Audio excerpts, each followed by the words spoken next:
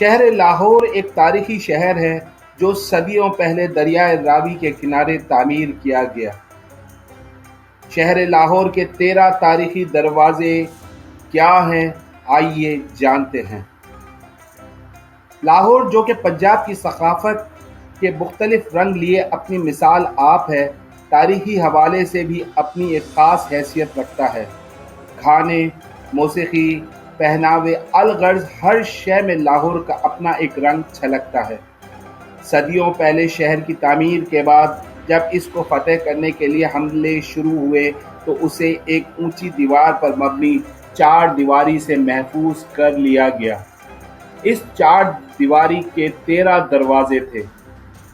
آئیے ان دروازوں کی دلچسپ تاریخ کو جانتے ہیں۔ بھاٹی گیٹ، یہ شہر لاہور کی مغربی جانب دوسرا تعمیر کیا گیا گیٹ ہے۔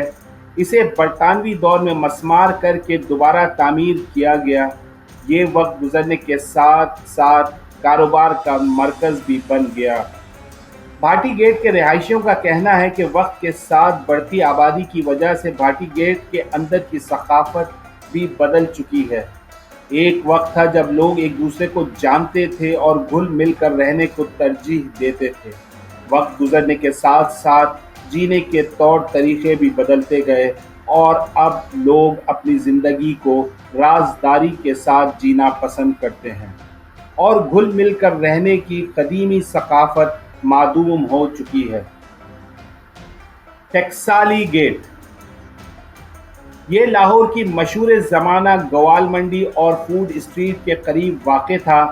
وہ فوڈ اسٹریٹ جو اپنے روایتی کھانوں کی وجہ سے ایک بہترین سیاحتی مقام سمجھی جاتی ہے، جہاں نسل در نسل ایک سے بڑھ کر ایک ترکیبوں پر مشتمل لذیذ کھانے تیار کیے جاتے ہیں۔ خوابوں کے ساتھ ساتھ ٹکسالی گیٹ کے اندر بر صغیر کے مشہور زمانہ موسیقار اور مدھر آوازوں کے مالک گلوکار بھی رہائش پذیر ہوا کرتے تھے۔ برطانوی دور میں اس گیٹ کو توڑ دیا گیا اور اس کے بعد دوبارہ اس کی کبھی تعمیر نہ ہو سکی۔ موری گیٹ، موری گیٹ شہر کے جنوب میں واقع تھا۔ اس کو بھی برطانوی دور حکومت میں مسمار کیا گیا اور اس کے بعد دوبارہ کبھی اس کی تعمیر نہ ہو سکی۔ یوں یہ ثقافتی ورثہ ماضی کے جھروکوں میں ہی رہ گیا۔ موری گیٹ کی جگہ پر اس وقت لاہور کی سب سے بڑی مچھلی منڈی موجود ہے۔ لوہاری گیٹ، یہ گیٹ اب بھی قائم ہے اور اسے مغل بادشاہ اکبر نے تعمیر کروایا تھا۔ یہ انارکلی بازار کے سامنے قائم ہے اور یہ اس دور سے لے کر اب تک تجارتی مرکز سمجھا اور مانا جاتا ہے۔ کسی زمانے میں لوہاری گیٹ کے اندر موجود عظیم الشان حویلیوں میں شہر کی مشہور زمانہ رقاصائیں رہائش پذیر ہوا کرتی تھیں۔ آج بھی اس دور کی حویلیوں میں چند حویلیاں موجود ہیں جو اس دور کی ثقافت کی عکاسی کرتی ہے۔ یہ علاقہ اس دور میں بر صغیر کی سب سے بڑی بین الاقوامی منڈی کے طور پر جانا جاتا تھا۔ شاہ عالم گیٹ، سن 1946 میں تقسیم ہند سے قبل کے فسادات میں شاہ عالم گیٹ کو جلا دیا گیا تھا۔ یہ جگہ بھی کسی زمانے میں تجارت اور کاروبار کا مرکز سمجھی جاتی تھی۔ آج بھی یہاں کی ہول سیل مارکیٹ کا شمار ایشیا کی بڑی ہول سیل مارکیٹوں میں سے ایک ہوتا ہے۔ سن 1957 میں لاہور انتظامیہ کی جانب سے شاہ عالم گیٹ کو از سر نو تعمیر کرنے کا ارادہ کیا گیا، لیکن یہ خواب کبھی شرمندہ تعبیر نہ ہو سکا۔ لاہور کے رہائشی اس جگہ کو اب شاہ عالمی کے نام سے پکارتے ہیں۔ موچی گیٹ، موچی گیٹ تاریخی اعتبار سے انتہائی دلچسپ ہے۔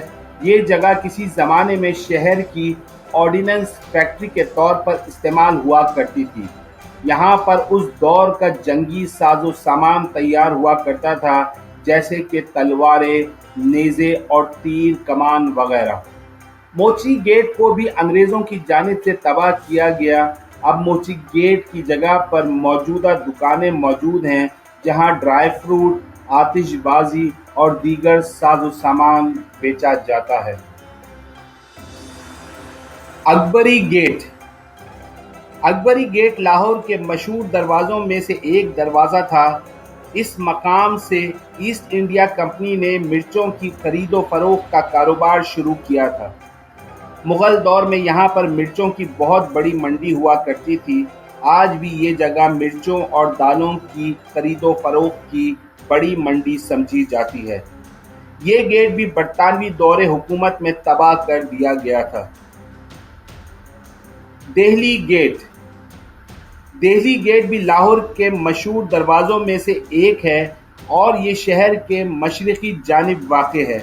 یہ بھارت کے وفاقی دارالحکومت دہلی کی جانب کھلتا ہے، جو مغلیہ دور حکومت میں بھی دارالحکومت ہوا کرتا تھا۔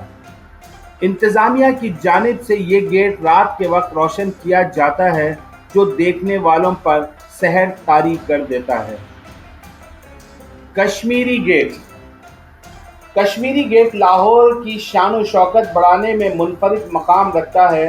اس کا رخ وادی کشمیر کی جانب ہے، اسی وجہ سے اس کا نام کشمیری گیٹ رکھا گیا تھا۔ یہاں ایشیا کی چند بڑی مارکیٹوں میں سے ایک کپڑے کی مارکیٹ موجود ہے، جسے اعظم کلاتھ مارکیٹ کہا جاتا ہے۔ اصل کشمیری گیٹ برطانوی حکومت کی جانب سے مسمار کر دیا گیا تھا، جس کے بعد اس کی تعمیر نو کی گئی۔ کشمیری گیٹ کے کئی مرتبہ تزئین و آرائش بھی کی جا چکی ہے۔ یکی گیٹ۔ یہ گیٹ شہر کی مشرقی جانب واقع تھا۔ اس گیٹ کے نام کی منفرد تاریخ ہے۔ اس گیٹ کے نام کی داستان زکی نامی فوجی سے منسوب ہے۔ زکی نامی فوجی نے شمال کی جانب سے حملہ کرنے والے مغلوں سے بھرپور مقابلہ کیا اور لڑائی کے دوران جان کی بازی ہار گیا۔ اس قربانی کے بعد اس گیٹ کا نام اس کے نام سے منسوب کر دیا گیا، جو وقت گزرنے کے ساتھ ساتھ یہ نام بگڑ کر زکی سے یکی گیٹ ہو گیا۔ یکی گیٹ شہر لاہور کی مشرقی جانب واقع تھا۔ یہاں مغل درباری رہا کرتے تھے۔ اس مقام پر مغلیہ دور کی چند حویلیاں آج بھی موجود ہیں۔ یہ گیٹ برطانوی دور حکومت میں مسمار کیا گیا اور دوبارہ تعمیر نہ ہو سکا۔ خضری گیٹ یا شیرا والا گیٹ۔ شیرا والا گیٹ کا نام خضری گیٹ ہوا کرتا تھا، جو مشہور صوفی بزرگ حضرت خواجہ خضر الیاس کے نام پر رکھا گیا تھا۔ مہاراجہ رنجیت سنگھ نے اپنے دور حکومت میں شیرا والا گیٹ کے سامنے 2 پنجرے رکھے، جس میں 2 شیر رکھوا دیے اور اس کے بعد یہ گیٹ شیرا والا گیٹ کے نام سے مشہور ہو گیا۔ مستی گیٹ۔ یہ گیٹ بھی لاہور کے 13 دروازوں میں سے ایک دروازہ ہوا کرتا تھا۔ اس گیٹ کا نام شاہی خدمت گار مستی بلوچ کے نام پر رکھا گیا تھا۔ اس گیٹ کو بھی تباہ کر دیا گیا تھا اور اب اس کا کوئی نام و نشان نہیں۔ یہ لاہور قلعے کے قریب واقع تھا۔ دور حاضر میں اس جگہ پر جوتوں کے ہول سیلرز کی دکانیں موجود ہیں۔ روشنائی گیٹ۔ یہ واحد گیٹ ہے جو مغلیہ دور حکومت سے لے کر اب تک اپنی اصل حالت میں قائم و دائم ہے۔ اس گیٹ کو مغلیہ دور کے معززین، دربان اور دیگر باعزت افراد کی جانب سے استعمال کیا جاتا تھا۔ اس گیٹ کو 17ویں صدی میں بادشاہی مسجد کے ساتھ جوڑ دیا گیا تھا۔ یہاں شام کے وقت روشنیاں جلائی جاتی تھی تاکہ مسلمان مسجد تک نماز کے لیے بآسانی پہنچ سکے۔ یوں یہ روشنائی گیٹ کے نام سے مشہور ہو گیا۔ آج بھی یہ شام کے وقت جگمگ کرتا ہے اور یہ منظر آنکھوں کو نہایت ہی بھلا لگتا ہے۔ پاکستان کا ثقافتی ورثہ انتہائی قیمتی ہے، جس کو سیاحتی مقام کے لیے استعمال کرنا ملکی معیشت کے لیے نہایت سودمند ثابت ہو سکتا ہے۔ شہر لاہور کے ان 13 دروازوں کی تاریخ پر بھرپور تحقیق کی جا سکتی ہے اور اس پر دلچسپ فلمیں اور ڈاکومنٹریز تخلیق کی جا سکتی ہیں۔ ان 13 دروازوں کی تاریخ پر ہی اگر الگ الگ ڈاکومنٹری بنائی جائے تو شاید ہر دروازے کی تاریخ پر مبنی فلم یا ڈاکومنٹری ایک سے زائد اقساط پر مشتمل ہوں گی۔ یوں یہ ڈاکومنٹریز اور فلمیں نہ صرف بین الاقوامی سطح پر پاکستان کا مثبت امیج اجاگر کرنے میں اہم کردار ادا کریں گی بلکہ اس سے ملک میں سیاحت کو بھی فروغ ملے گا۔ بین الاقوامی سیاحوں کے پاکستان آنے سے ملکی معیشت پر انتہائی مثبت اور سودمند نتائج بھی مرتب ہوں گے۔